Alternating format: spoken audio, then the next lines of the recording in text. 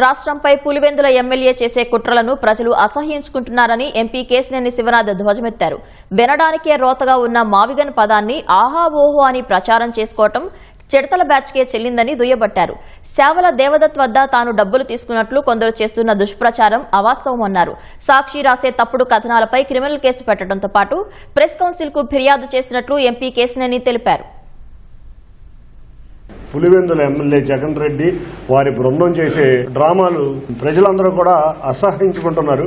మనం అందరం కూడా అమరావతి తెచ్చుకునే రోజు, పార్లమెంట్ లో బిల్లు వేసే రోజు ఆయన మావిగన్ అని ఒక రోత పదం, అమరావతిని అపహాస్యం చేసే విధంగా ఒక రోత పదాన్ని వాడి మన రాజధానిని అపహాస్యం చేయటమే కాకుండా ఒక కామెడీ పీస్ గా తయారు చేయడానికి చేసిన వ్యక్తి జగన్ రెడ్డి. ఇక వాళ్లకు తోడు వాళ్ళ అనుచరులు, ఈ ప్రాంత ప్రజలు, ఈ ప్రాంతంలో ఉన్న నాయకులు నా గురించి కొన్ని మీడియాల్లో వినటం జరిగింది.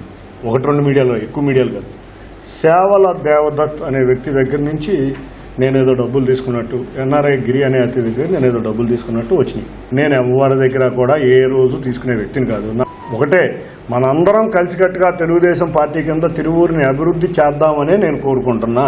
ఒక పత్రిక, ఒక టీవీ ఛానల్ ఎప్పుడు చూసినా తెలుగుదేశం పార్టీని విమర్శిస్తారు, ఇంకొకళ్ళందరినీ విమర్శిస్తూ ఉంటారు. సాక్షి ఇదొక కరపత్రం.